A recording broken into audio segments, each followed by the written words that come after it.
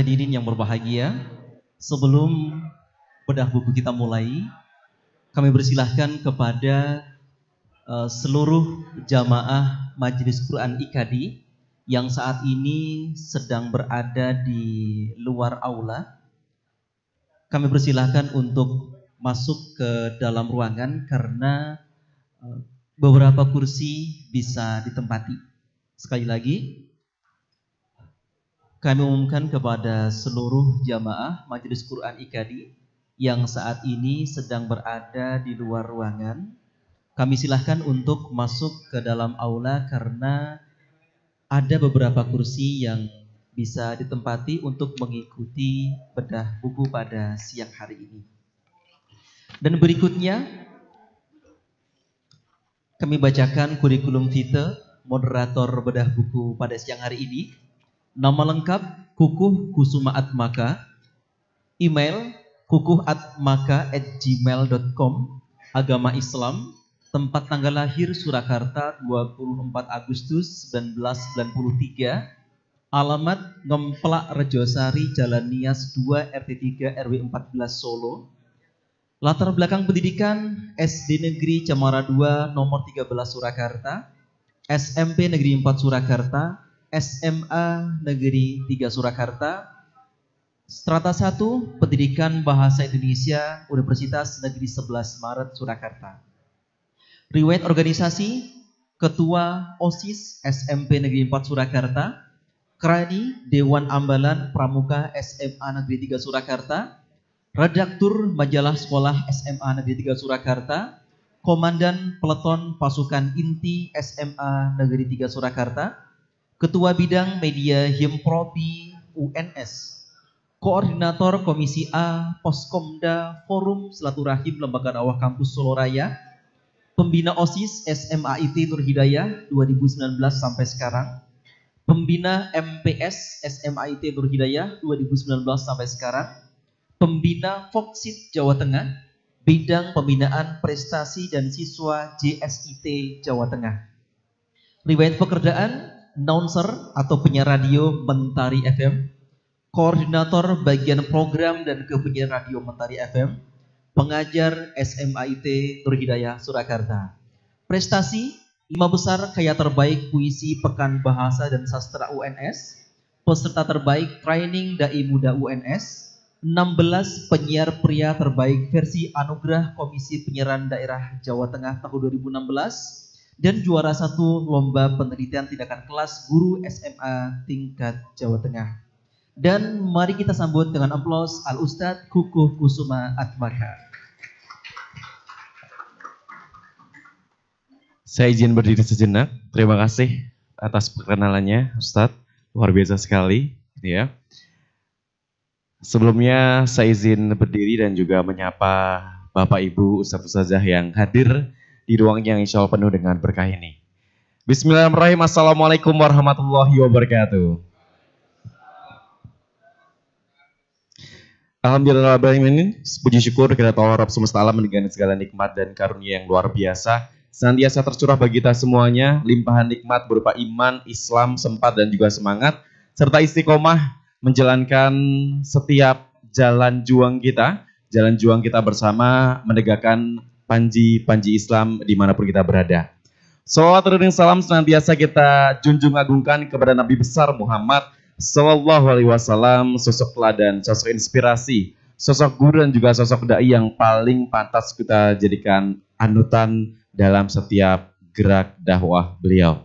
Dan mudah-mudahan kita semua yang hadir di ruangan ini menjadi umat-umatnya yang senantiasa istiqomah menjalankan sunnah-sunnah beliau dan mendapatkan syafaat di hari akhir nanti. Amin ya rabbal alamin. Ada beberapa pantun untuk hadirin yang berbahagia kali ini. Cerahnya mentari menyapa semesta, petani tekun menanam padi. Kita wujudkan sukses tema bersama, Rise Together, Grow Stronger with IKADI. Tidak hanya sampai di situ, masih ada lagi. Sarapan pagi menunya ketan, belum kenyang tambah ketupat. Ini pantunnya agak maruk ya. Sarapan pagi menunya ketan, belum kenyang tambah ketupat. Perkuat ukhuwah, perkuat ikatan, IKADI kuat, IKADI bermanfaat. Yang satu saya simpan buat closing. Baik, hadirin yang berbahagia, di hari ini kita akan sama-sama membedah sebuah buku yang luar biasa. Mungkin beberapa sudah membaca sebelumnya. Dan ini menjadi satu kesempatan yang luar biasa karena kita membedah bukunya langsung bersama dengan penulisnya. Sebuah buku bertajuk Tafsir Keluarga Menjadi Keluarga Bahagia di Dunia dan di Surga yang ditulis oleh beliau Dr. Ahmad Kusyairi Suhail Magister of Art. Dan ini juga merupakan terbitan langsung dari IKADI. Ya. Sebelumnya akan saya izin untuk membacakan kurikulum vitae dari beliau. Beliau Dr. Haji Ahmad Kusyairi Suhail MA. Tempat tanggal lahirnya Gresik 7 April 1968. Kemudian alamat rumahnya di Jakarta. Riwayat pendidikan beliau S1 dan S2 jurusan tafsir hadis di King Saud University Riyadh. Kemudian melanjutkan di S3 jurusan Ulumul Quran atau tafsir di University Malaya, Malaysia. Riwayat pekerjaan beliau dosen S1 dan pasca sarjana di FDI UIN Syarif Hidayatullah Jakarta. Pengurus Pondok Pesantren Darul Hikmah Yapit Bekasi, Ketua Umum IKADI periode 2022 hingga 2027. Keahlian di bidang tafsir Al-Quran dan juga narasumber nasional serta internasional. Karya tulis beliau yang sudah dipublikasikan yang pertama adalah Al-Mufassir, Syurutuhu, Adabuhu, Masadiruhu, Dirosah Ta'siliyah, dan lain sebagainya, masih banyak lagi. Luar biasa sekali. Ada pembicara kita yang kedua pula yang tidak kalah luar biasanya, akan sama-sama membedah buku tersebut. Beliau kami perkenalkan Dr. Muhammad Samsuri, Magister Sains. Lahir di Karanganyar, asli dari Karanganyar 4 Februari 1966. Alamat rumah di Kadipiro RT 03 RW 10 Bejen Karanganyar Surakarta. Riwayat pendidikan S1 IAIN Semarang jurusan Qadha atau Syariah, lulus di tahun 1990. S2 UII Yogyakarta program studi ekonomi syariah, lulus tahun 2003. Dan S3 Unisula Semarang Ilmu Hukum, lulus di tahun 2019. Riwayat pekerjaan beliau, hadirin yang berbahagia, Kepala SMEA atau SMK Muhammadiyah 2 Karanganyar, mulai tahun 2003 sampai dengan 2011, dosen Sekolah Tinggi Agama Islam Mambaul Ulum Surakarta, dari 1991 sampai dengan 2022, Kajur AS atau KPI Staimus Surakarta 2004 sampai dengan 2008, Ketua Staimus Surakarta 2012 sampai dengan 2016, serta Rektor Universitas Muhammadiyah Karanganyar 2022 sampai dengan sekarang.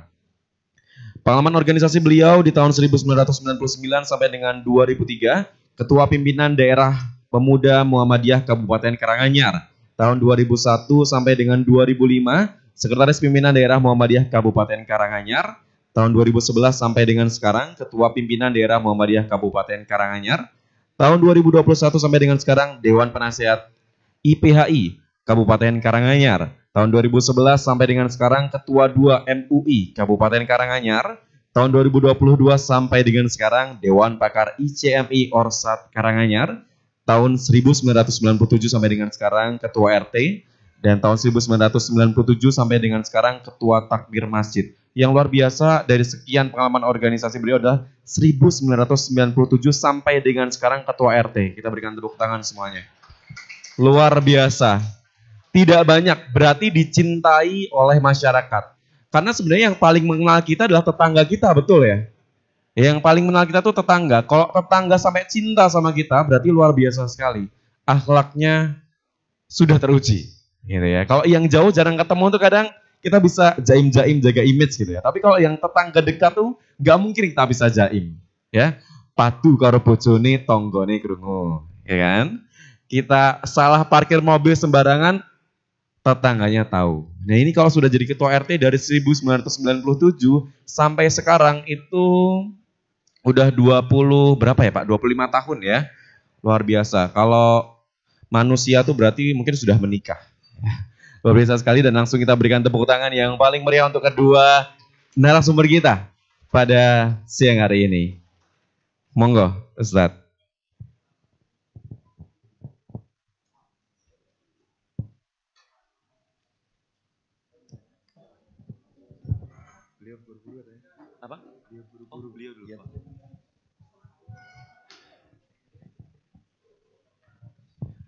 Baik hadirin yang berbahagia, kita akan sama-sama membedah buku, sebuah buku yang luar biasa.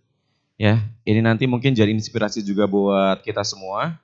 Sebelum masuk ke bedah buku, ada satu bagian yang sesungguhnya saya sangat tertarik dari sekian banyak hal yang menarik pada buku ini, bahwa disampaikan istiqomah adalah induk akhlak mulia dalam Islam.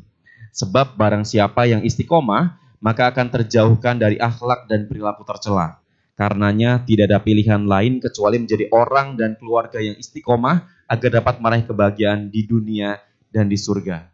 Ini menjadi motivasi bagi kita semuanya, hadirin yang berbahagia, mudah-mudahan kita adalah orang-orang yang senantiasa istiqomah, karena kalau yang namanya istiqomah itu berat, yang ringan namanya istirahat.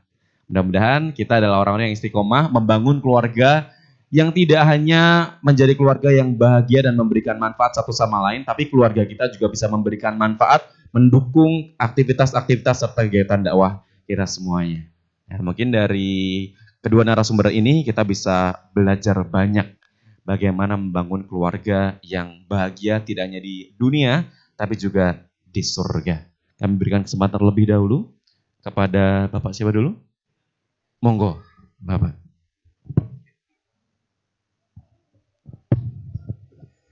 Assalamualaikum warahmatullahi wabarakatuh. Alhamdulillahirabbil alamin. Wassalatu wassalamu ala asyrofil mursalin wa ala alihi wa ashabihi ajmain. Amma ba'du. Yang sama-sama kita hormati Ketua IKD Pusat Bapak Dr. Kiai Haji Ahmad Kusairi Suhel MA, menjadi kehormatan saya untuk mendampingi beliau di Karanganyar. Juga yang saya muliakan Ketua MUI Kabupaten Karanganyar, Ayahanda Dr. Kiai Haji Baharudin MAG, juga Bapak Kiai Haji Abdul Muid. Pak Leli ini IKD apa Basnas ini? Ketua IKD wilayah maupun daerah Mas Joko Pramono yang sering konsultasi komunikasi dengan saya, dan Bapak Ibu semuanya para ustadz, ustadzah yang dimuliakan oleh Allah Subhanahu wa taala. Saya istiqomah dengan waktu yang diberikan Mas Pram. Janji saya itu jam 9 sampai jam 11. Ini ada acara mau ngisi mantenan, istri saya sudah di luar. Nyuwun sewu Pak Kiai Ahmad Kusairi Suhel, saya harus mendahului.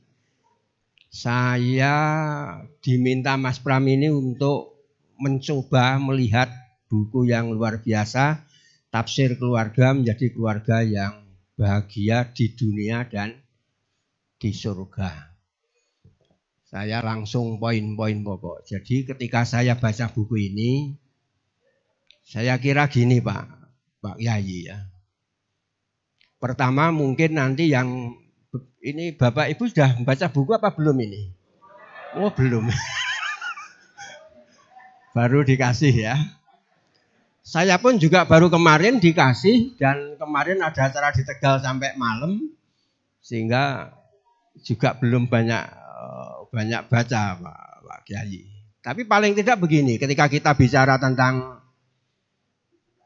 keluarga bahagia di dunia dan akhirat, mungkin nanti yang perlu dieksplor itu sebenarnya ukuran keluarga bahagia itu apa.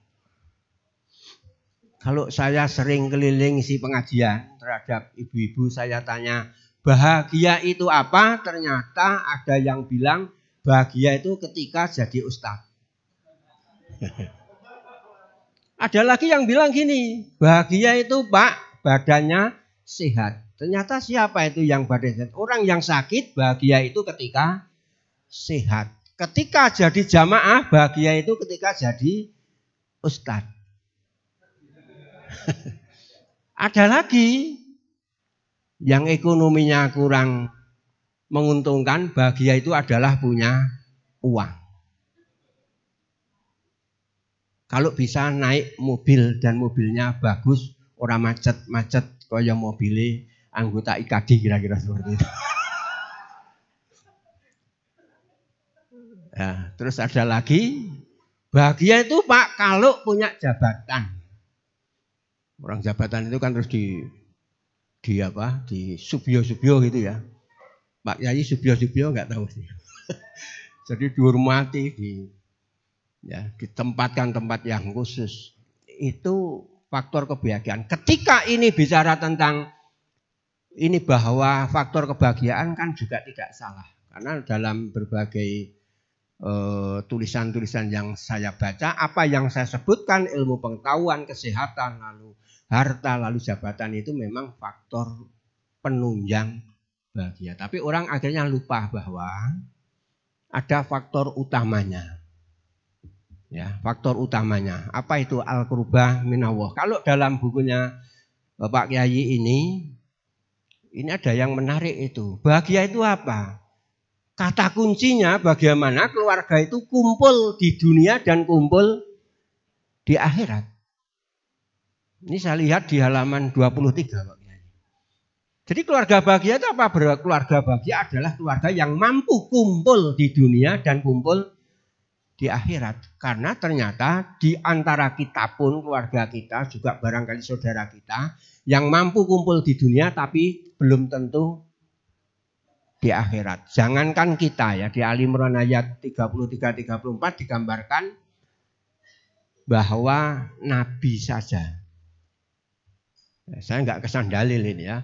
Nabi Adam, Nabi Nuh, keluarga Ibrahim, keluarga Imran. Ini kan jadi teladan kita di mana penyebutan ini ada yang sifatnya individu Nabi, tapi ada yang penyebutannya adalah keluarga. Dan nyatanya juga begitu.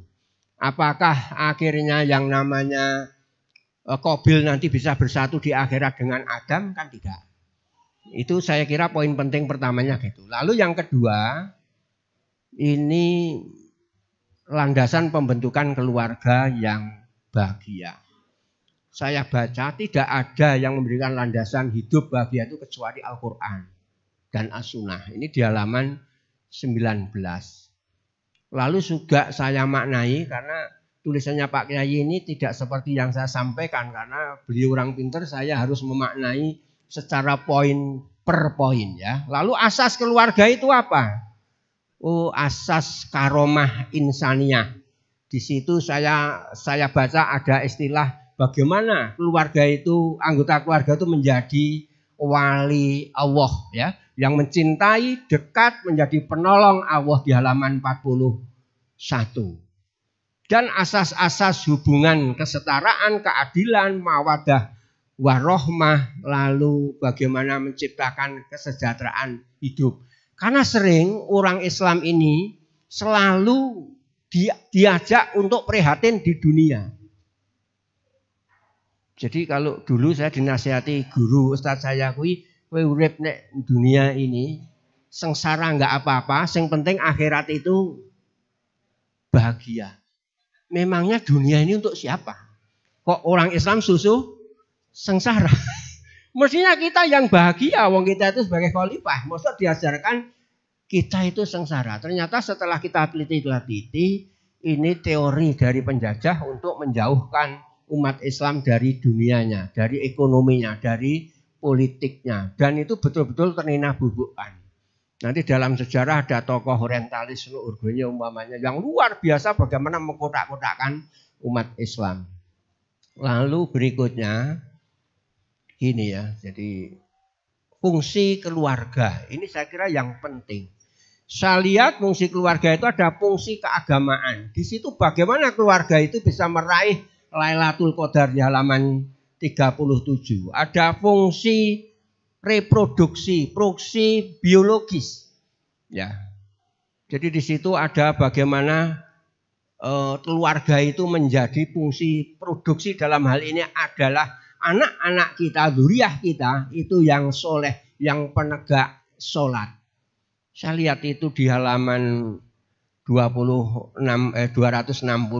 Ini baru halamannya Pak Kiai nyuwun saya, belum isinya. Tapi saya lihat bagus sekali. Fungsi peradaban pendidikan, menjauhkan gosip, ajak anak berhijrah. Ini penting. Karena gini Pak Kiai, saya itu guru Pak. Saya sedih melihat anak-anak saya itu ketika kecil itu masa depannya itu sudah habis di masa sekarang. Banyak Pak, Karanganyar menjadi PR kita. Ya, pandemi kemarin betul-betul itu meninabubukan anak-anak kita, generasi muda kita, anak didik kita, bagaimana ternyata sudah tidak punya semangat untuk hidup di masa depan. Nek jenengan para ustadz tadi yang di SD IT apa gue? Insan Kamil itu nggak usah tanya. Jangan coba di SD yang umum, ya sekolah-sekolah umum itu dari guru itu rasanya setiap hari mau nangis melihat ketidakberdayaan anak-anak kita. Setelah saya tanya problemnya apa, ternyata keluarganya memang nggak punya kepedulian sama sekali terhadap masa depan anaknya. Jadi ada anak itu datang jam 9 pagi, sering nggak masuk. Ketika saya tanya kenapa, jawabannya itu dengan tanpa dosa menjawab lupa Pak kalau sekolah. Dan ketika saya tanya, loh kamu ngapain lupa? Saya lupa bangun. Bangunnya jam berapa? Jam 9. Ketika malam, kamu tidur jam berapa? Jam 2. Terus ngapain? Nggak ngapa-ngapain. Saya telusur lagi, ternyata main game. Saya tanya, ibumu nggak peduli? Enggak, saya mau pulang jam berapapun oleh ibu saya tidak ditanya. Dan kamu tidak dibangunkan? Tidak. Yang saya ceritakan ini warga Karanganyar. Tidak 1, tapi 2, 3, 4, dan seterusnya. Nah, PR IKD ini untuk membangun ini. Di sini bagaimana anak itu untuk berhijrah. Dan keyakinan anak-anak Islam kita itu ternyata kalah dengan anaknya orang yang pendatang-pendatang di negeri ini. Itu percayanya luar biasa, sementara anak-anak kita itu kurang percaya diri. Ya, saya sering begini. Anak-anak itu coba potensi bagusmu, potensi baikmu dengan potensi burukmu mana? Banyakan mana? Pasti hampir semuanya jawabnya banyak potensi buruknya. Jadi pikiran ini pikiran negatif bahwa kita itu adanya di diri kita sesuatu yang buruk. Dan lain sebagainya. Lalu saya lihat juga ada hak kewajiban keluarga bahagia. Ini kata kuncinya saya kira menjadi muslim yang amanah di halaman 71. Jadi buku ini saya kira akan luar biasa. Ya, ketika kita baca secara keseluruhan, tapi juga perlu pemaknaan karena penulisnya rawuh hadir di depan kita bersama-sama. Mungkin catatan-catatan kecil yang saya sampaikan nanti bisa beliau urai lebih lanjut. Terakhir, saya kira pembinaan keluarga yang bahagia dunia akhirat ini harus meliputi pembinaan aspek spiritual, yang ini menjadi modal utama kita, pembinaan pola pikir kita, akidah, keyakinan, tauhid kita. Ini saya kira menjadi hal yang paling utama. Di Karanganyar ada satu yang menarik di pendidikan tingkat PAUD, pendidikan tingkat SD. Ini ternyata sekolah-sekolah yang berlabelkan Islam itu sudah merajai dan bahkan SD negeri banyak yang regrouping alias tutup. Kalah dengan SD Muhammadiyah, dengan SD IT, dengan SD Islam yang lain. Ya, bahkan kita punya MI, kami MI itu muridnya 1.400 tadi. Dan ini muncul SDIT, kami pun nggak khawatir karena ketika SDIT ini muncul dulu ada nama tokoh bagi saya yang luar biasa, Mbak Warsi almarhum, semoga Allah merahmati beliau, itu sering komunikasi dengan saya. Kalau manggil saya itu Pak D, kebetulan saya itu satu RT dengan ketua PKS sekarang kan ketuanya Mas Anwar Susilo. Nah, itu saya itu ketua RT-nya Mas Pram. Nah, beliau itu warga saya, maka saya perintah apa-apa itu manut ya. Itu komunikasi, Pak. Gimana kalau saya mendirikan SD enggak apa-apa? Kita pastabikul. Ternyata apa? MI tidak kurang, SDIT sekarang muridnya juga luar biasa. Nah, engko sing tek gen apa? Sing tek kuwi gen sekolah-sekolah umum sing rene agamane kuwi lho saya bilang itu. Itu aja. Nah, ini baru kita tingkatkan di tingkat SMP-nya. Bagaimana tingkat SMK-nya sampai perguruan tinggi. Ya, maka kami berinisiasi mendirikan Universitas Muhammadiyah Karanganyar ini. Ya, semoga nanti juga IKD saya yakin nanti mendukung Pak Leli. Nanti mohon dari Basnas bisa mendukung Pak ya. Mahasiswa kami dari Indonesia bagian timur, NTT, NTB sudah mulai ada yang kuliah dan itu hampir dipastikan yang dari sana itu pasti minta beasiswa, tempat sak makannya. Tapi kami pantang menolak anak-anak seperti itu, generasi-generasi seperti itu. Mula saya sambat ke Basnas nek nganti ora ditokke engko dosane gen dianggap Basnas itu ya. Ya, rasanya Basnas itu. Ada pembinaan aspek pendidikan, kesejahteraan lingkungan, ekonomi, sosial, hukum, dan politik. Jadi saya kira begini ya, untuk bahagia ini tidak usah menanti akhirat saja bahagia, tapi bagaimana umat Islam ini sejatinya menjadi orang-orang yang bahagia di dunia dan juga bahagia di akhirat. Mohon maaf sekali Ustaz, kami tidak bisa menunggui sebab sudah kadung janji, katanya tadi suruh amanah ya. Ini kalau saya tidak penuhi nanti saya juga berdosa. Yang jelas terima kasih IKD, ini saya minta untuk bisa kerjasama dengan pihak manapun menjalankan dakwah Islam di bumi Intan Pahri. Terima kasih. Assalamualaikum warahmatullahi wabarakatuh. Waalaikumsalam warahmatullahi wabarakatuh. Luar biasa sekali, terima kasih kami ucapkan kepada Dr. Muhammad Samsuri Magister Sains atas ulasannya. Singkat padat namun poin-poinnya sangat jelas dan juga gamblang, membuka gambaran kita tentang buku tafsir keluarga menjadi keluarga bahagia di dunia dan di surga.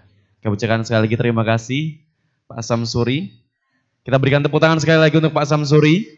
Mudah-mudahan beliau diberikan kesehatan dan juga keberkahan usia sehingga bisa terus memberikan inspirasi serta ilmu bagi kita semuanya. Amin ya rabbal alamin.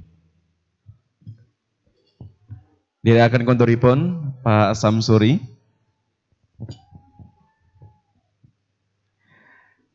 Baiklah, ada beberapa poin yang mungkin bisa saya simpulkan dari beberapa yang disampaikan oleh Pak Samsuri. Yang pertama di yang berbahagia adalah faktor utama bahagia adalah membangun visi bagi keluarga untuk dapat berkumpul di dunia dan akhirat. Kemudian yang kedua adalah landasan keluarga bahagia itu menciptakan kesejahteraan di dunia dan akhirat. Jadi menghapuskan doktrin-doktrin bahwa kalau keluarga Islam itu ya bahagianya di akhirat. Dunia itu perjuangan saja gitu ya. Tapi bahwa untuk nanti akhirnya di keluarga Islam bisa senantiasa kokoh dan juga sejahtera, harus memperhatikan keseimbangan kehidupan baik dunia dan juga akhirat. Kemudian tidak menjauhkan keluarga Islam dari kemandirian ekonomi dan juga pengetahuan terhadap bidang-bidang yang lainnya. Yang ketiga, yang dapat saya simpulkan juga adalah membangun semangat untuk mengajak keluarga berhijrah, bangkit dari kondisi-kondisi yang tidak baik melalui tumbuhnya kepedulian keluarga, serta membangun kesadaran bagi orang tua untuk senantiasa bertanggung jawab pada perbaikan kualitas generasi penerusnya melalui pendidikan, kepedulian, dan juga pembinaan dari orang tua. Dan yang keempat atau yang terakhir adalah pembinaan keluarga dibangun melalui aspek-aspek spiritualitas, baik pikiran, akidah maupun mentalitas. Itu tadi poin-poin yang luar biasa sekali disampaikan oleh Dr. Muhammad Samsuri Magister Sains. Kita akan langsung berlanjut ke ulasan berikutnya atau bedah buku selanjutnya dari penulisnya langsung. Kepada Dr. Ahmad Kusyairi Suhail, Magister of Art, kami silakan.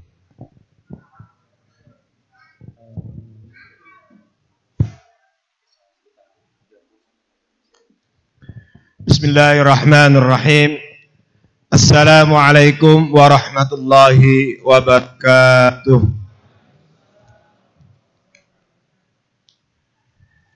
Alhamdulillah wahdah sadaqa wa'dah wa nasara 'abdah wa 'azza junda wa hazamal ahzaba wahdah wassalatu wassalamu ala rasulillah Sayyidina Muhammad bin Abdullah wa ala alihi wa ashabihi wa mawalah. Amma ba'd, faqala ta'ala fi kitabihil karim, a'udzu billahi minasy syaithanir rajim.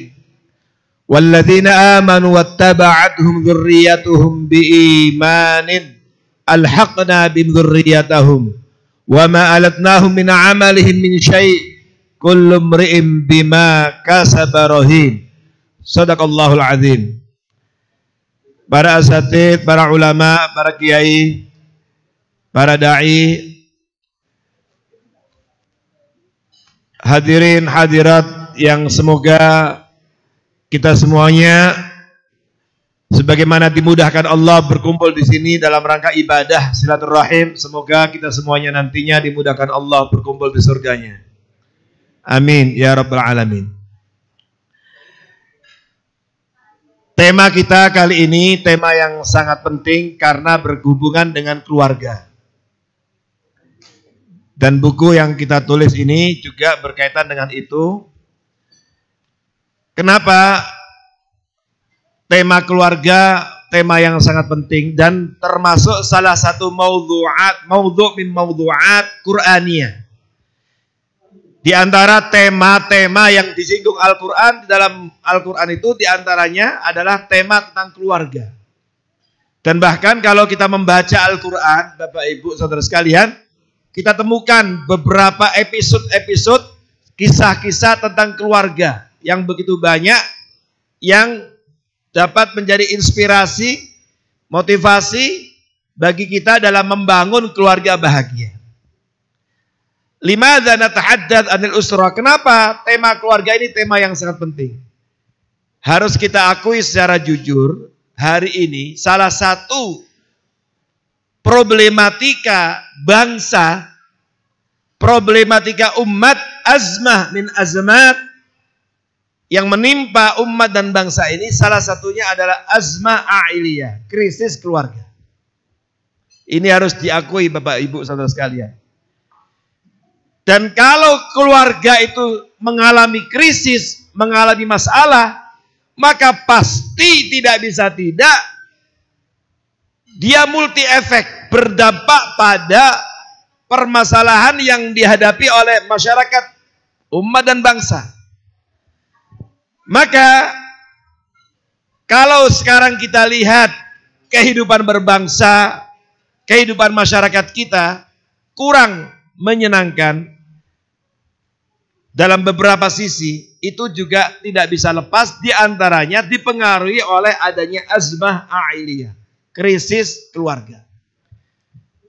Untuk lebih realnya, Bapak Ibu bisa dilihat data-data yang dikeluarkan oleh badan resmi seperti BPS dan juga dimuat di berbagai macam media. Coba lihat permasalahan problematika kehidupan keluarga rumah tangga di Indonesia ini dari hari ke hari, dari tahun ke tahun itu ternyata bukan semakin menurun, tetapi semakin meningkat. Di buku yang saya tulis itu, saya mengambil data yang masih lama, tahun 2015. Tapi ini bisa menjadi contoh, tahun sekarang lebih meningkat lagi.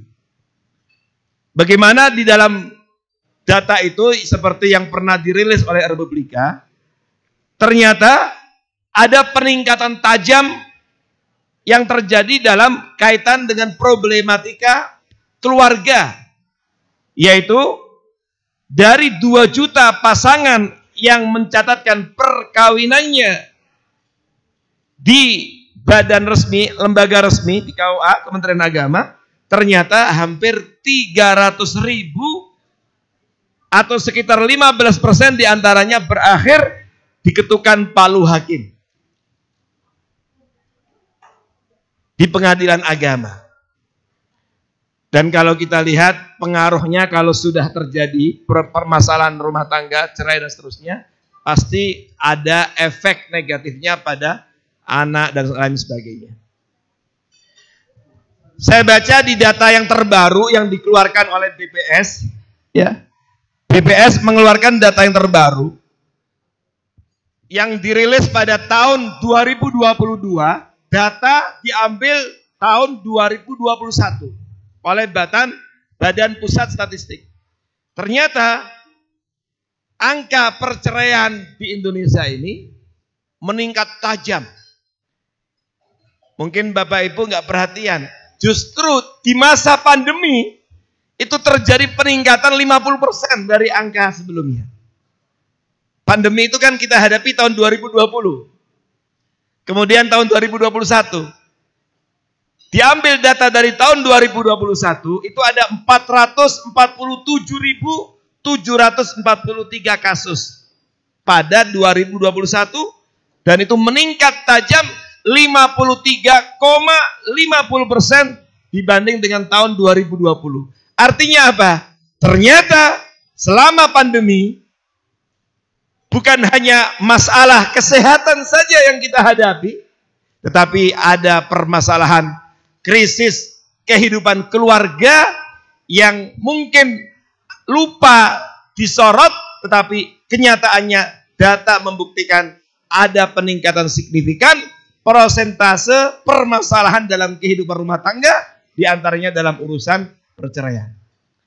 Nah, ini sesungguhnya data ini menunjukkan bahwa kondisi kehidupan keluarga kita dalam siaga 1, mungkin juga 2, mungkin juga 3. Ada warning. Dan inilah yang kemudian berdampak pada kehidupan sosial, berdampak pada anak-anak, berdampak pada remaja, dan ujung-ujungnya sudah barang tentu berdampak pada kehidupan berbangsa bernegara. Oleh karena itu, masalah keluarga menjadi masalah yang penting yang disinggung oleh Al-Quran berulang kali. Dan begitu banyak ayat-ayat yang menyinggung tentang ini. Dan inilah yang kemudian kita coba ungkap dalam buku ini.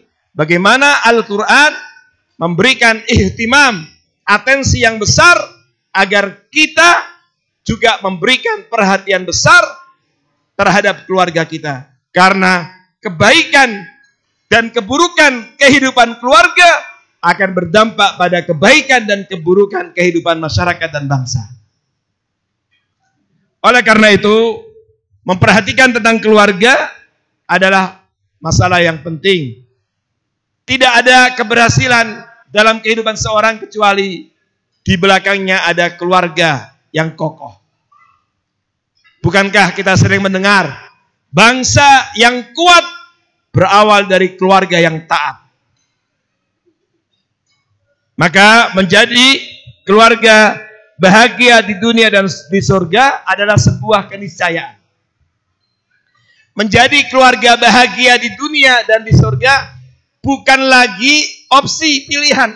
Terserah saya membangun keluarga saya, mau bahagia atau tidak, itu kan urusan saya. Lah, sama sekali tidak. Kalau dalam bahasa kebangsaan, dalam konteks kehidupan keluarga, maka menjadi keluarga bahagia di dunia dan di surga itu harusnya menjadi harga mati yang harus kita perjuangkan. Bukan lagi pilihan, bukan lagi semaunya, tetapi tidak bisa tidak, harus kita perjuangkan. Apalah artinya kita membangun keluarga lalu kita bahagia di dunia saja, sementara di akhirat tidak bahagia. Dan tadi telah disinggung oleh Ustadzuna Bapak Dr. Syamsuri, bagaimana yang beliau sampaikan betul, dan itu yang kita tulis. Bagaimana keluarga bahagia dalam perspektif Al-Quran itu bukan hanya di dunianya miskin, lalu nanti hanya bahagia di akhirat saja. Tidak.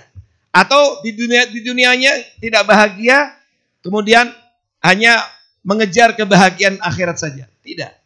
Tetapi Islam mengajarkan kepada kita bagaimana keluarga Muslim, keluarga Al-Qurani, sebagaimana yang diajarkan Al-Quran adalah bagaimana kita membangun keseimbangan untuk meraih kebahagiaan di dunia dan juga kebahagiaan di akhirat. Oleh karena itu, doa yang selalu kita baca, yang dikenal dengan doa sapu jagat, Rabbana atina fid dunya hasanah wa fil akhirati hasanah wa qina adzabannar.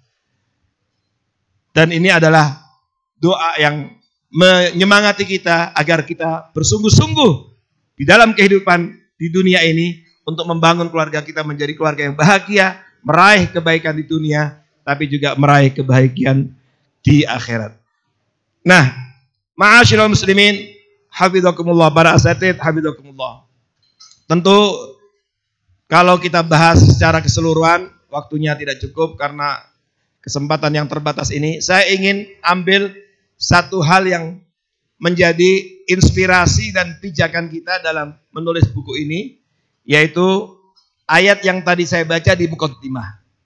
Inilah ayat yang harusnya menjadi syiar keluarga kita semuanya. Inilah ayat yang harusnya kita jadikan sebagai motivasi dan sekaligus visi keluarga kita semuanya. Dan ini adalah berita gembira yang disampaikan Allah Subhanahu wa taala kepada kita, yang kemudian tadi kita sampaikan menjadi keluarga bahagia di dunia dan di surga itu harga mati yang harus kita perjuangkan dengan sungguh-sungguh, sebuah keniscayaan yang tidak bisa ditawar-tawar lagi. Apa itu?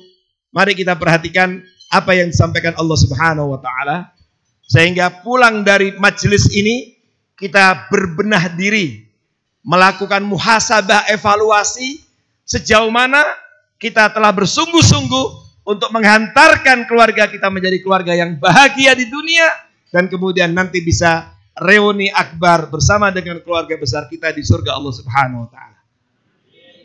A'udzu billahi minasyaitonir rajim. Walladzina amanu wattaba'athum dzurriyyatuhum biimanin alhaqna bihim dzurriyyatahum wa ma alatnahum min amali min syai' kullu imrin bima kasaba rahim. Ayat 21 dari surat At-Tur, yang artinya walladzina amanu, dan orang-orang yang beriman, wattaba'athum dzurriyyatuhum biimanin, dan diikuti oleh anak cucu mereka, oleh keluarga besarnya, biimanin, dalam keimanan. Apa janji Allah? Alhaqna bihim dzurriyyatahum, kami himpun mereka bersama dengan anak cucu mereka di surga, di derajat surga yang sama. Wa ma alatnahum min amali min syai', dan kami tidak kurangi amal mereka sedikit pun. Mungkin ada yang bertanya, Ustaz, kadang-kadang dalam keluarga ada ayahnya yang lebih soleh daripada anaknya, suami lebih soleh daripada istrinya, atau ada istri yang lebih solihah daripada suaminya, ada anak yang mungkin lebih baik soleh daripada orang tuanya. Bagaimana kalau dikumpulkan satu derajat, nanti bagaimana dengan amal masing-masing? Allah tegaskan, wa ma alatnahum min amali min syai', kami tidak kurangi amal mereka sedikit pun. Masing-masing tentu ada apresiasinya. Kullu imrin bima kasaba rahin, masing-masing terikat oleh amalnya. Bapak Ibu hafizakumullah, ayat ini harus menjadi inspirasi dan motivasi kita, bahwa pulang dari majelis ini kita harus bersama-sama memperbaiki, berbenah diri, dan bertekad untuk menjadikan keluarga kita bahagia di dunia dan nanti dapat kumpul kembali di surga Allah Subhanahu wa taala. Para ulama tafsir ketika menafsirkan ayat ini menyampaikan seperti yang disampaikan oleh Al-Imam Ibnu Katsir dalam tafsirnya. Apa kata beliau? Hadza fadlullahi ta'ala 'alal abna bi barakati amalil aba. Ayat ini merupakan bentuk karunia Allah yang luar biasa bagi anak cucu karena keberkahan, kesolehan orang tuanya. Maka sebagai ayah, sebagai orang tua, kita berkepentingan menjadi orang tua yang soleh. Karena ternyata kesolehan kita sebagai ayah, bunda, orang tua itu bisa memberikan manfaat bagi anak-anak kita dan mengangkat derajat mereka sehingga nanti bisa kembali kumpul berbahagia di surga Allah Subhanahu wa taala. Di dalam beberapa literatur kitab tafsir, beberapa ulama tafsir mengutip sebuah hadis dari Rasulullah SAW bahwa idza dakhala ar-rajulu al-jannah, ketika seseorang masuk surga, ternyata Bapak Ibu, apa? Dia tidak bertanya, meminta tentang nikmat-nikmat yang dijanjikan Allah dalam beberapa ayat. Mana itu katanya ada minuman jahe, mana itu rumman, delima, mana itu makanan-makanan lezat, walakum fiha ma tashtahi anfusukum walakum fiha ma tad'un. Ternyata bukan itu. Saya tanya Bapak Ibu, kalau seorang masuk surga, di surga itu menunya nikmat apa tidak? Tentu semua kenikmatan apapun ada. Bahkan kalau di dunia kita ingin menikmati menu makan atau minuman, kita masih capek. Kalaulah sekarang ada canggih, kita bisa pesan cukup di rumah saja, tapi masih capek. Handphonenya dipastikan harus ada aplikasinya, ada pulsanya. Kalau mau pergi ke tempat tertentu, kita juga harus masih mengorbankan waktu. Di surga, apa yang kita inginkan langsung. Di tengah begitu banyak kenikmatan yang telah disajikan kepada ahli surga, ternyata begitu ahli surga masuk ke dalam surga, apa? Ternyata kata Nabi, sa'ala an abawaihi wa an zaujatihi wa an auladihi wa an waladihi. Ternyata begitu masuk surga, pertanyaan pertama adalah dia bertanya memastikan keluarga dekatnya. Dia bertanya tentang kedua orang tuanya. Kalau dalam bahasa kita mungkin begitu masuk surga nanya, aina abi, aina ummi, mana ayah, mana bunda. Bertanya tentang pasangannya, mana istriku, mana suamiku. Bertanya tentang anaknya, mana anakku, mana cucuku.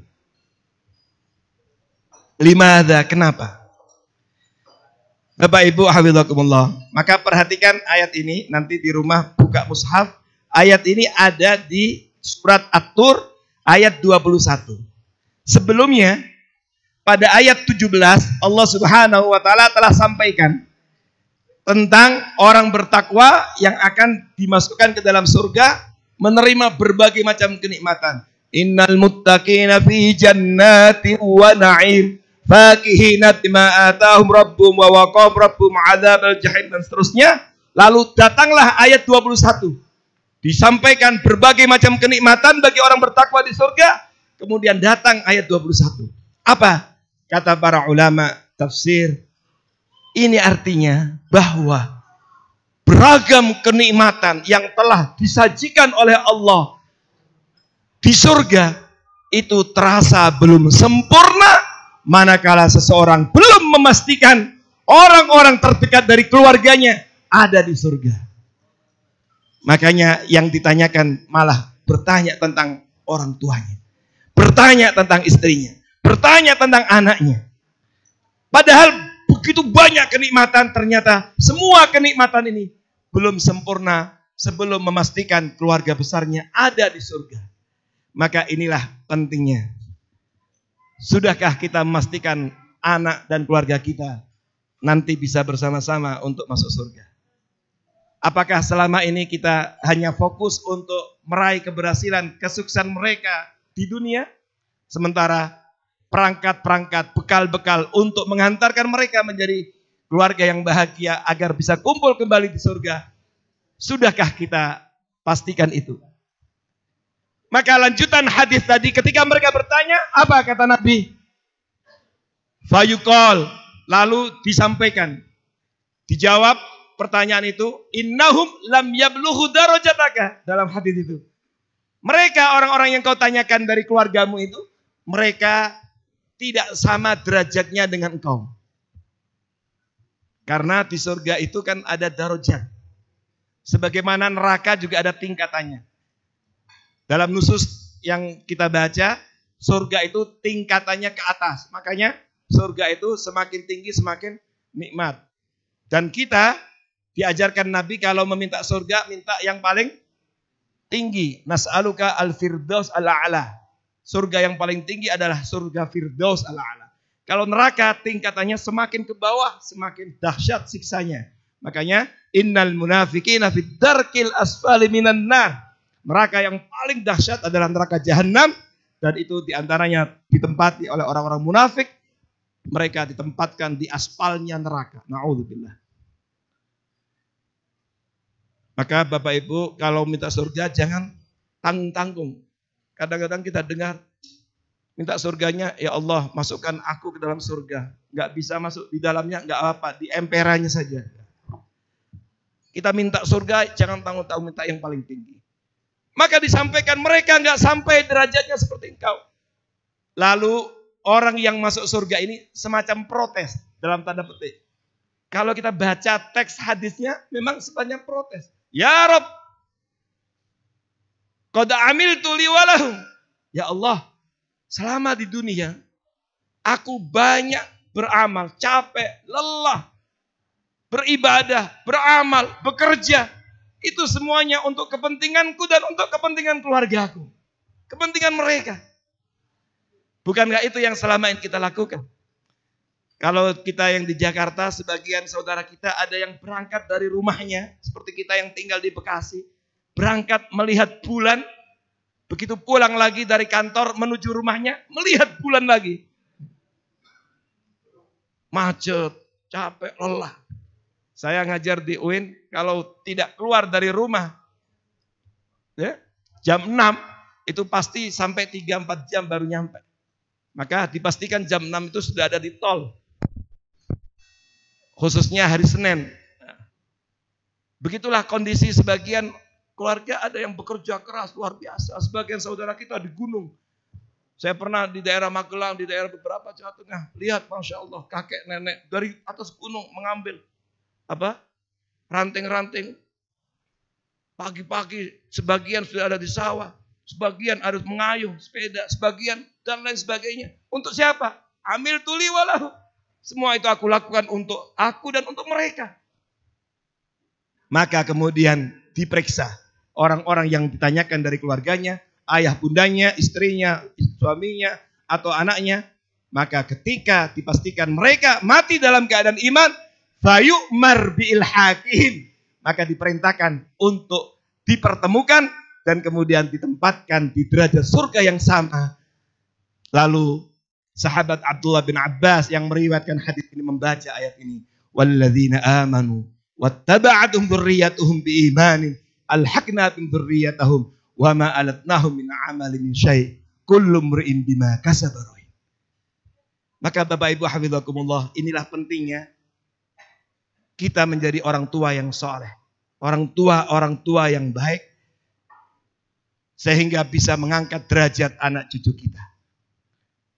Bapak Ibu hafizakumullah, di dalam buku yang kita tulis itu juga kita singgung bahwa keluarga bahagia itu adalah ketika keluarga itu terdiri dari anggota-anggota keluarga yang semangat melakukan kebaikan dan perbaikan. Kalau dalam bahasa orang sekarang, orang-orang soleh. Sama-sama punya semangat yang sama. Ya, bahwa orang bertakwa itu tentu tidak berarti suci dari dosa. Ayah mungkin pernah salah, bundanya juga mungkin bisa salah, anaknya juga mungkin bisa salah, gak ada masalah. Tetapi kemudian punya semangat untuk melakukan perbaikan. Karena memang begitulah, orang bertakwa pun bukan berarti orang yang tidak pernah salah. Surga itu dipersiapkan bagi orang bertakwa. Tapi Bapak Ibu bisa baca dalam surat Ali Imran ayat 133 sampai 135. Ternyata surga yang seluas langit dan bumi yang dipersiapkan u'iddat lil muttaqin, di antara sifat dan karakter orang bertakwa, dan ini bagian dari keluarga yang bertakwa juga, walladzina idza fa'alu fahishah aw dzalamu anfusahum dzakarullah fastaghfaru lidzunubihim wa may yaghfiru dzunuba illallah wa lam yusirru ala ma fa'alu wa ya'lamun. Orang-orang yang mungkin di dunia pernah melakukan dosa, bahkan fahisyah, mungkin zina atau fahisyah, atau dzalamu atau zalim, tapi dia kembali kepada Allah. Dalam kehidupan keluarga bahagia, tentu juga namanya manusia tidak pernah lepas dari dosa. Tetapi semangat untuk memperbaiki, semangat untuk hijrah, berubah menjadi lebih baik. Yang tadi juga kita disinggung oleh Ustadz, ada salah satu tulisan saya tentang saatnya kita mengajak hijrah anak keluarga kita. Hijrah maknawi. Saatnya kita mengajak Indonesia untuk hijrah. Karena Nabi SAW juga menyinggung, di antara makna hijrah tidak hanya hijrah pindah secara fisik. Tetapi Rasulullah SAW menyampaikan, wal muhajir man hajara ma nahallahu anhu. Orang berhijrah yang hakiki adalah orang yang semangat untuk meninggalkan kebiasaan-kebiasaan buruk, apa-apa yang mendatangkan murka Allah, itu juga bagian dari hijrah. Maka keluarga yang ingin bahagia di dunia dan di surga bukan berarti suci tanpa dosa, mungkin pernah berdosa tapi semangatnya untuk berubah menjadi lebih baik terus dibangun.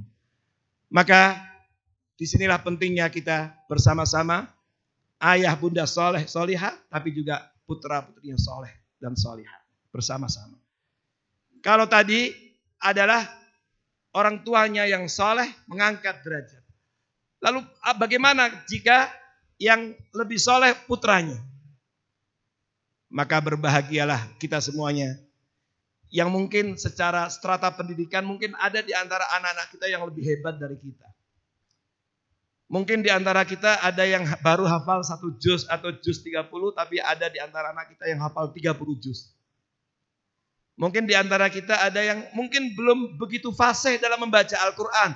Tapi anak-anak kita gembleng, kita fasilitasi, kita biayai sehingga mereka menjadi ahlul Quran. Berbahagialah. Karena anak-anak yang seperti itu, nanti mereka juga dapat mengangkat derajat kita di dunia dan juga di surga Allah Subhanahu wa taala. Maka keluarga bahagia di dunia dan di surga harus dibangun secara bersama-sama. Anggota keluarganya punya semangat yang sama untuk menjadi orang-orang yang beriman dan semangat untuk beramal soleh. Maka Bapak Ibu hafizakumullah, kalau dalam ayat tadi itu Imam Ibnu Katsir menyinggung ini adalah bentuk karunia Allah terhadap anak cucu karena keberkahan amal soleh orang tuanya, dan itu di akhirat di surga. Pertanyaannya, kira-kira ada pengaruhnya enggak dengan keberhasilan dan kesuksesan anak-anaknya di dunia ketika kita sungguh-sungguh menjadi orang tua yang soleh dan solihah? Ada seorang ulama namanya Sa'id Ibnul Musayyib. Bisa juga dibaca Sa'id Ibnul Musayyab rahimahullah. Beliau adalah Sayyidut Tabi'in, pemimpin generasi tabi'in. Pemimpin generasi tabi'in. Ya, presidennya generasi tabi'in. Beliau pernah panggil anak-anaknya, dikumpulkan anak-anaknya, anggota keluarganya. Lalu beliau mengatakan kepada anak-anaknya, "Ya bunai, la azidanna fi sholati." Wahai anak-anakku, wahai ananda, cucu-cucuku, keluarga besarku, abi ayah akan semakin sungguh-sungguh meningkatkan kesolehan, akan semakin rajin sholat, rajin puasa, rajin ibadah. Untuk apa? Roja'an ayyahfadhu fika. Aku berharap dengan kesolehanku itu Allah menjagamu, Allah memeliharamu, dan Allah membuka jalan-jalan kemudahan bagi kehidupan duniamu. Maka jangan pernah lupa, di balik keberhasilan kita boleh jadi itu diantaranya karena kesungguhan ibadah ayah bunda kita. Tangisan-tangisan mereka pada tahajud mereka, puasa Senin Kemis mereka, tilawatil Quran mereka, sedekah-sedekah mereka, itu juga punya pengaruh besar bagi keberhasilan dunia anak-anak kita. Kan kita nggak mungkin mampu memantau kehidupan anak kita 24 jam. Sebagian mungkin ada yang kuliah di luar kota. Apa kita pasang di asramanya CCTV, motornya pakai CCTV, lalu kita pantengin terus 24 jam dari handphone kita. Kita nggak bisa melakukan itu. Maka bagaimana caranya supaya Allah melindungi dan memberikan keberhasilan urusan dunia mereka, studinya, kebahagiaan keluarganya, kalau dia pebisnis usahanya, kita tingkatkan kesolehan kita, kedekatan kita kepada Allah Subhanahu wa taala. Maka dikumpulkan anaknya dan Sa'id bin Zaid mengatakan itu, dan kemudian beliau membaca ayat dalam surat Al-Kahfi yang biasa kita baca di setiap hari Jumat. Wa kana abuhuma sholihah. Bapak Ibu ingat cerita dalam surat Al-Kahfi di akhir tentang Nabi Khidir dengan Nabi Musa. Yang ujung ceritanya tentang apa? Tentang jidar, dinding, ketika keduanya singgah di satu kampung lalu ditolak. Lalu singgah di sebuah bangunan dan di situ ada tembok yang mau roboh. Lalu dibetulkan oleh Khidir dan disinggung kata Nabi Musa, "Lau takhatta alaihi ajra." Kalau seandainya engkau ambil upah, Kan tukang juga bayarannya mahal, lumayan juga. Maka apa kata Allah? Apa yang ada di balik tembok ini? Wa ammal jidar fakana li ghulamaini yatimaini fil Madinah wa kana tahtahu kanzul lahuma wa kana abuhuma sholihah. Adapun tembok itu milik dua anak yatim yang ada di kota itu, dan ini bukan sembarang tembok. Tembok ini di bawahnya ada harta pusaka peninggalan kedua orang tuanya untuk dua anak yatim ini. Ini adalah urusan-urusan dunia. Allah selamatkan dunia kedua anak yatim ini. Kenapa? Wa kana abuhuma sholihah, karena kesolehan kedua orang tuanya. Allahu Akbar. Karena kesolehan kedua orang tuanya. Mungkin orang tuanya rajin tahajud, rajin sedekah, rajin puasa, berdampak pada keberhasilan dan dijaganya harta kedua anak yatim ini. Maka dibaca ayat ini oleh Sa'id ibn Musayyib di hadapan anak-anaknya, yang kemudian harus menjadi inspirasi, motivasi kita sebagai orang tua untuk terus mendekatkan diri kepada Allah, meningkatkan kesolehan dan kesolehan kita supaya berdampak positif bagi urusan dunia anak-anak kita. Bahkan kalau Bapak Ibu baca dalam tafsir Ibnu Katsir, ada di antara pendapat ulama itu yang memaknai bapaknya, ayahnya al-ab al-thamin, bapak yang ke-8, berarti kakek yang ke-8. Bayangkan kalau kakek yang ke-8 saja soleh, imbas kebaikan kesolehannya pada anak cucu yang di bawahnya 8 generasi, apatah lagi ayah bundanya langsung. Oleh karena itu, inilah kepentingan kita untuk membangun keluarga bahagia dunia dan di surga. Terakhir, Bapak Ibu, hafizakumullah, ini adalah orang tua. Anak, na'am. Disinilah penting kita juga harus sungguh-sungguh mendidik anak-anak kita menjadi anak yang soleh dan solihah. Karena boleh jadi kita mungkin ada kekurangan-kekurangan, kita berharap kekurangan itu bisa dilengkapi, sempurnakan oleh anak-anak kita. Mereka harus menjadi ahlul Quran. Mereka harus menjadi orang-orang hebat. Mereka harus menjadi orang-orang soleh. Karena kita berharap mereka bisa mengangkat derajat kita. Makanya banyak kita sering diperdengarkan hadis ketika di rumah kita ada anak-anak penghafal Quran. Banyak sekali hadisnya diriwayat Imam At-Tabrani dalam beberapa versi. Maka anak yang menghafal Quran itu dapat mengangkat derajat orang tuanya di surga dan kemudian dapat memakaikan libasul karamah wa tajul karamah di surga Allah Subhanahu wa taala. Ada adzan ya? Adzan ya? Oh, berarti kita skor sebentar untuk mendengarkan adzan. Setelah itu mungkin kita berikan kesempatan.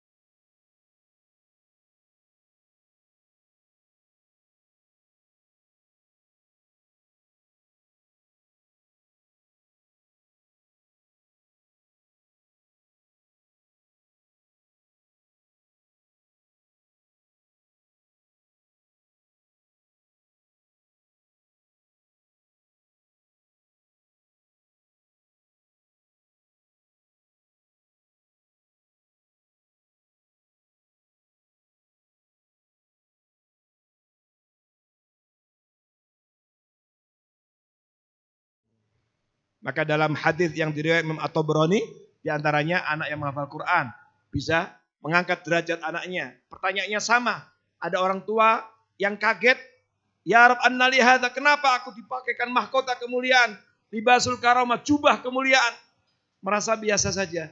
Dijawab dalam versi hadis yang lain, bi akhdhi waladikumal Quran. Karena perjuanganmu, pengorbananmu, harta yang kamu keluarkan belanjakan, waktu yang kau korbankan, energi yang kau kerahkan, sehingga menjadikan anakmu menjadi ahlul Quran, semangat membaca Al-Quran, menghafal Al-Quran. Inilah balasannya. Orang tuanya diangkat derajat oleh Allah Subhanahu wa taala. Dan hadisnya, hadis sahih yang lain mendukung itu. Idza matal insan, dalam beberapa versi, idza matal insan in qata'a amal illa min salah. Manusia ketika meninggal dunia terputus semuanya kecuali 3 yang terus mengalihkan pahala yang tidak berkeputusan. Shadaqah jariyah, au ilmun yuntafa'u bi ilmu yang manfaat, dan yang terakhir yang ketiga, au waladin saleh yad'ulah, anak yang saleh yang selalu mendoakan kedua orang tuanya. Intinya bahwa menjadi keluarga bahagia di dunia dan di surga bukan hal yang mustahil. Itu harus menjadi cita-cita bersama kita. Dan melalui ayat tadi Allah mengingatkan syaratnya ada 2. Tiket untuk bisa kita mengikuti dan acara reuni akbar bersama dengan keluarga besar kita di surga nanti. Ada 2 tiket yang harus dipastikan kita miliki. Apa itu? Dan ini tidak dijual di online Bapak Ibu ya. Pertama adalah al-iman. Pastikan iman. Makanya ayatnya walladzina amanu wattaba'at dzurriyyatum biimanin. Diulang kata iman 2 kali dalam ayat 21 ini. Sebab kalau lain visi, yang lain enggak beriman, maka tentu enggak akan pernah bisa bersama di surga. Ingat di antara putranya Nabi Nuh. Nabi Nuh menganggap itu anaknya tetapi ditegur oleh Allah. Qala ya Nuh innahu laysa min ahlik. Nabi Nuh mengatakan ini adalah keluargaku. Tetapi kata Allah, innahu laysa min ahlik. Qala ya Nuh innahu laysa min ahlik.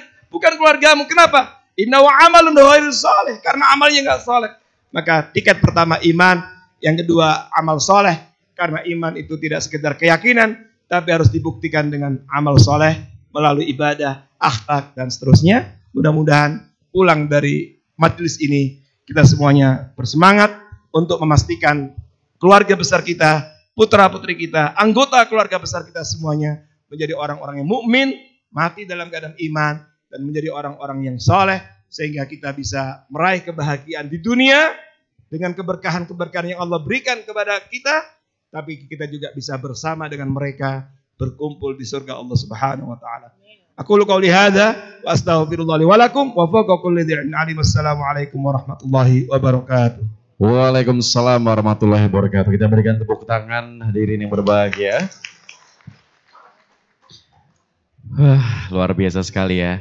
Tafsir keluarga menjadi keluarga bahagia di dunia dan di surga. Baru ulasannya. Belum kita baca secara lengkap. Tapi sepertinya sudah cukup untuk menjadi penggugah ya. Penggugah kita untuk nantinya menjadi keluarga yang bahagia di dunia dan di surga. Sebelum saya sampaikan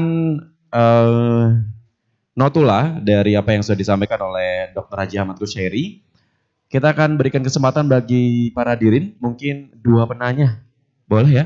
2 penanya yang akan menyampaikan pertanyaan, ini kesempatan yang luar biasa, bisa bertanya langsung kepada Dr.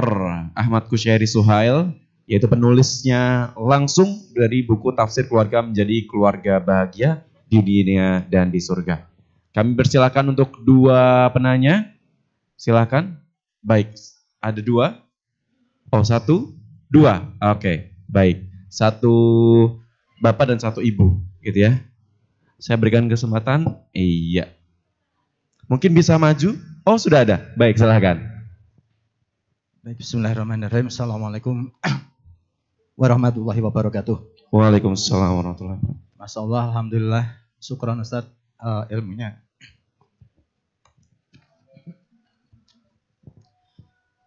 Masya Allah, luar biasa sekali apa yang kami terima pada siang hari ini. Di mana sebelumnya kami sering berpikir bahwa Yauma yaghfirul mar'u min akhihi wa ummihi wa abihi wa sahibatihi wa bani la taziru waziratun wizra ukhra dan sebagainya. Dan itu kami merasakan ketika kami membangun keluarga, ketika ada anggota keluarga kami yang mungkin tidak sevisi, tidak satu frekuensi atau apal artinya itu, tidak senafas barangkali gitu, kita akan berpegang pada itu. Tetapi pada kesempatan siang hari ini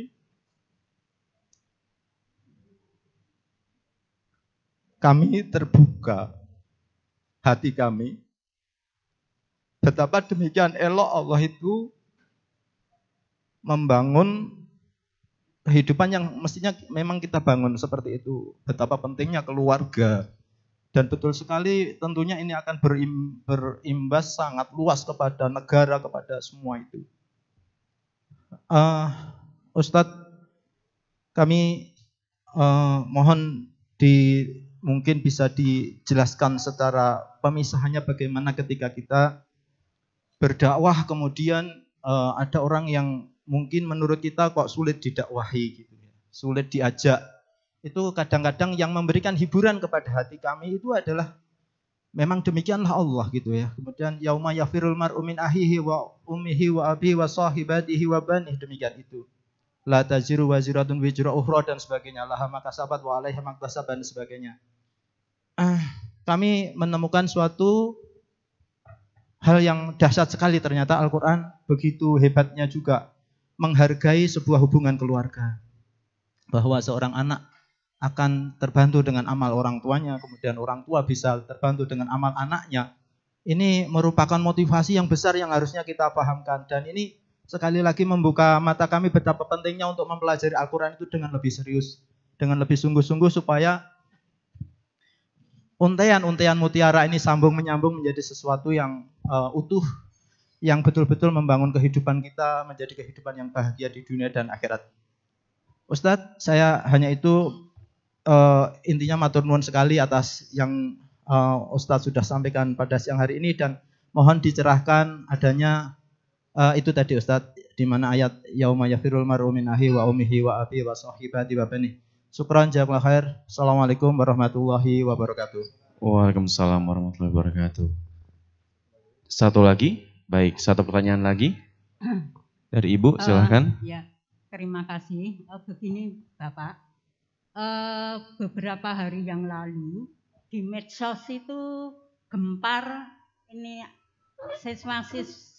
siswi Ponorogo itu mengajukan cuti hamil, anak-anak SMP itu ya.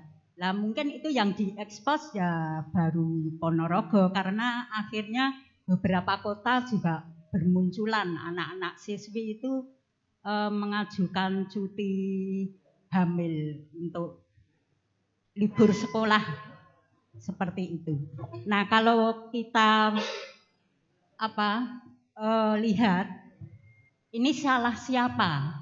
Karena begini, ketika orang tua itu sudah percaya kepada sekolah, anaknya disekolahkan, itu sudah merasa bahwa di sekolahan itu akan menjamin dia menjadi anak yang baik.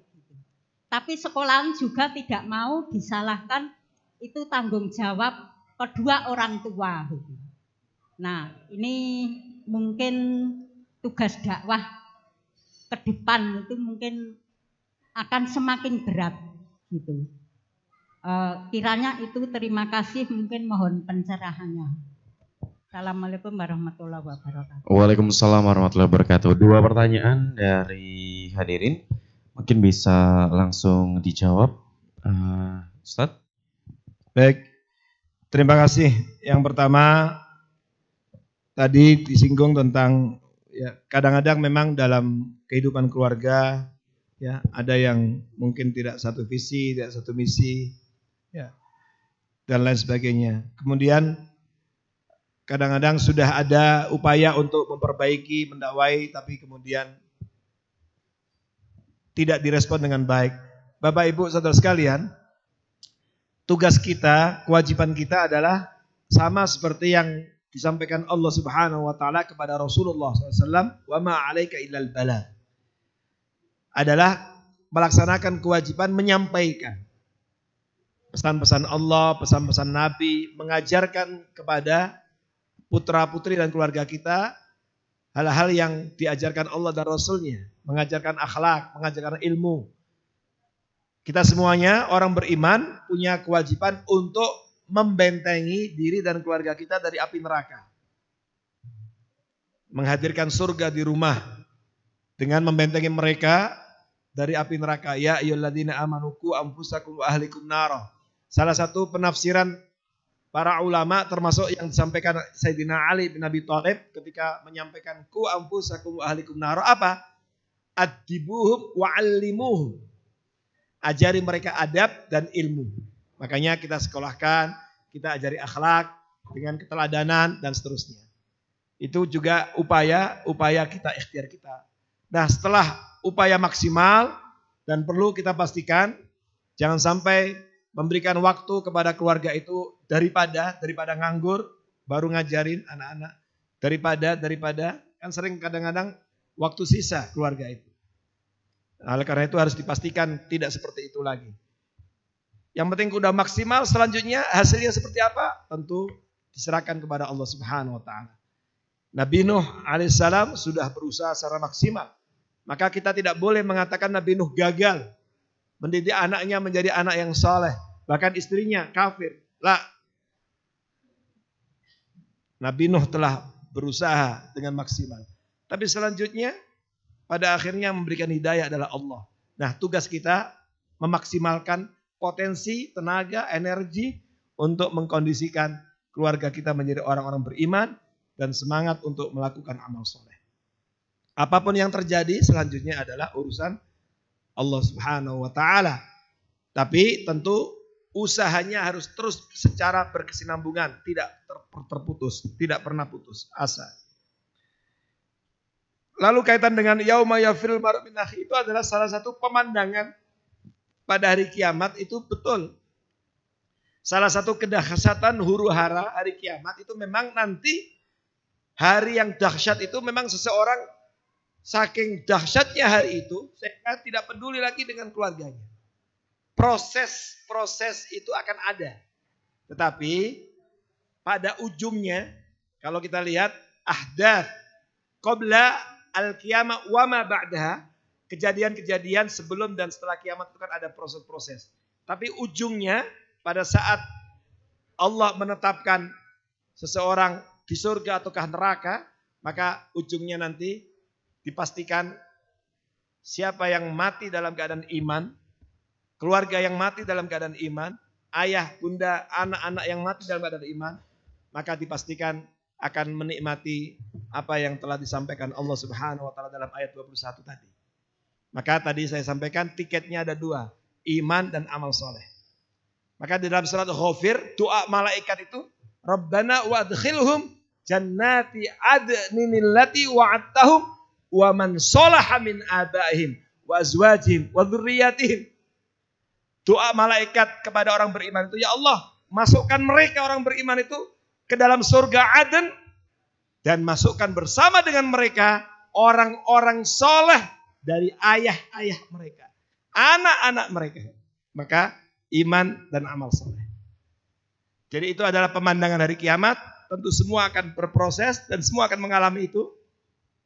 Bahkan kalau kita baca nusus, setelah tiupan pertama dunia hancur, semua mati, lalu wa nufikha fis-suri fa sa'iqa man fis samawati wa man fil ardi illa masyaallah. Tiupan kedua, tiupan kebangkitan, pada saat itu manusia dibangkitkan dari kuburnya dan kemudian digiring ke padang mahsyar dan di sana berdiri dalam kurun waktu yang lama. Lama sekali, apalagi hitungan satu hari akhirat itu ka'alfi sanatin mimma ta'uddun. Maka disitulah kemudian manusia haus, panas, haus. Dan datanglah haud Nabi Muhammad SAW yang disebut dengan Al-Kautsar. Maka orang-orang yang istiqomah, komitmen dengan ajaran Nabi, dipastikan pengikut Nabi ini akan mendapatkan minuman itu. Dan seterusnya proses, ada proses hisab dan seterusnya sampai kepada akhir. Jadi kita kembalikan lagi bahwa itu adalah pemandangan hari kiamat dan tentu ketika kita menghadapi ujian, cobaan, ataupun dalam mendakwai keluarga, mendakwai masyarakat, ada kesulitan-kesulitan, itu adalah bagian dari sunnatullah dan tidak boleh menjadikan kita putus asa, berhenti. Tetapi karena sesungguhnya kewajiban kita adalah menyampaikan. Berhentinya kita berdakwah adalah wa'bud rabbaka hatta ya'tiyakal yakin. Ketika kita sudah mati, di situ lepas tanggung jawab kita, selesai tugas kita. Maka terus berdakwah, apapun yang terjadi, semangat, istiqomah, selama hayat masih di kandung badan, selama itu pula dakwah masih menjadi kewajiban.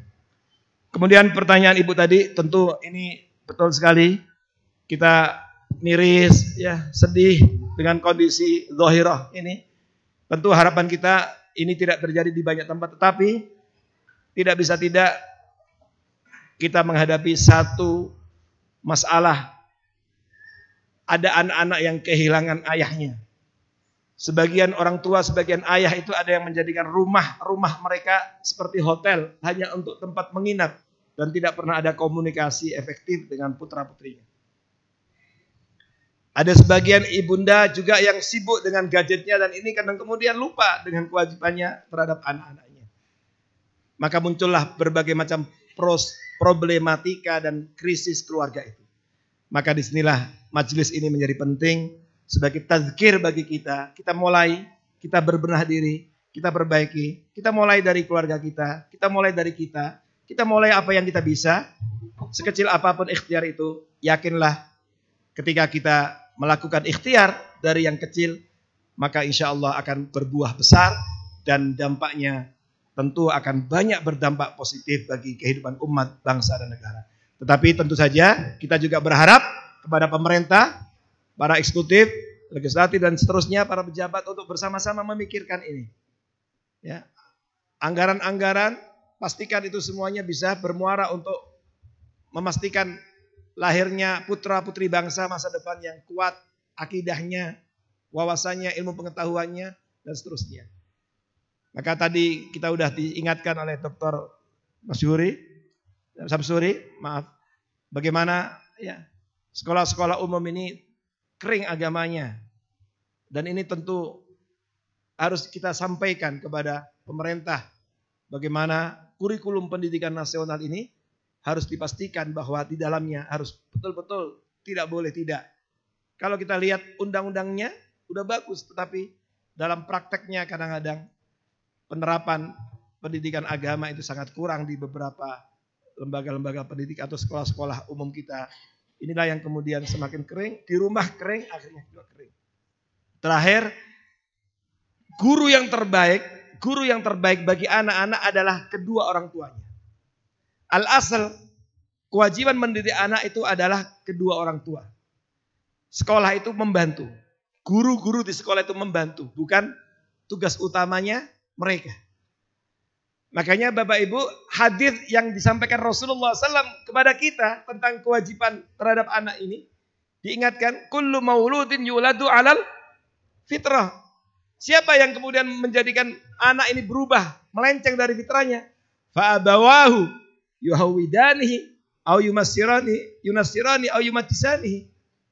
Nabi tidak menyalahkan fasekolahu, faguruhu, pesantrenmu, fakurikulumhu. Enggak. Tapi fa'abawahu. Ini artinya, aslinya pada dasarnya pendidikan anak yang terbaik itu adalah aslinya adalah kedua orang tuanya. Karena kita ada aktivitas yang lain, karena kita juga ingin anak-anak kita mendapatkan wawasan pengetahuan yang lain, sementara kita nggak mampu, maka muncullah sekolah-sekolah formal, berharap itu bisa melengkapi dan menyempurnakan apa yang sudah kita lakukan pada anak-anak kita. Barakallahu fikum. Assalamualaikum warahmatullahi wabarakatuh. Waalaikumsalam warahmatullahi wabarakatuh. Jawaban yang luar biasa sekali, mudah-mudahan menjawab pertanyaan dari kedua hadirin yang insya Allah dirahmati Allah. Sebuah buku tafsir keluarga menjadi keluarga bahagia di dunia dan di surga, karya Dr. Ahmad Kusyairi Suhail, Magister of Art. Al-Quran memberikan inspirasi dan pengingatan kita berulang kali untuk memperhatikan keluarga kita. Bahagia keluarga di dunia dan akhirat adalah harga mati, bukan opsi. Islam mengajarkan perspektif membangun keseimbangan antara dunia dan juga akhirat. Visi keluarga yang harus kita bangun dan kita camkan dalam diri kita adalah sebuah ayat, dan orang-orang yang beriman diikuti oleh anak cucunya, kami kumpulkan atau kami himpun dalam surga dan tidak kami kurangi amalnya sedikit pun. Berbenah untuk menjadikan keluarga yang berkumpul di dunia dan akhirat. Beragam kenikmatan di surga tidak membuat ahli surga lupa pada keluarganya. Maka dari itu, membentuk keluarga yang dianggotai oleh ahli surga adalah sebuah program kerja besar, sebuah mega proyek. Nantinya visi keluarga kita adalah reuni akbar di surga dengan tiket iman dan juga amal solih. Keluarga yang baik tidak luput dari kesalahan, hadirin, namun kita harus bersemangat untuk mengajak keluarga kita untuk senantiasa berhijrah. Anak-anak solih akan mengangkat derajat orang tua di dunia dan akhirat. Allah menyelamatkan kehidupan dunia anak-anak kita sebab kesolihan dari orang tua atau kita. Terakhir, wahai ayah, janganlah memperjuangkan nafkah, menawamkan dakwah, mengajarkan hikmah, mengajak niat keluarga senantiasa lillah agar hidup sekeluarga penuh dengan berkah. Wahai ibu, tutur lembutmu dalam mendidik adalah kuatnya pondasi. Doa dan sujud malammu adalah wujud cinta yang mengiringi.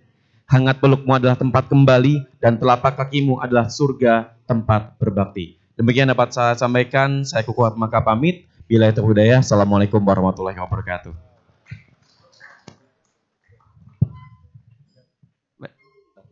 Hadirin yang berbahagia, demikianlah bedah buku yang sangat luar biasa telah kita saksikan dan ikuti bersama. Dan setelah ini adalah waktu untuk istirahat bagi para tamu undangan laki-laki. Disilakan untuk sholat zuhur di musola. Dan bagi tamu undangan ibu, sholat di sebelah utaranya. Ya, sekali lagi untuk tempat sholat jamaah atau tamu undangan laki-laki di musola, untuk ibu-ibu di sebelahnya. Baik.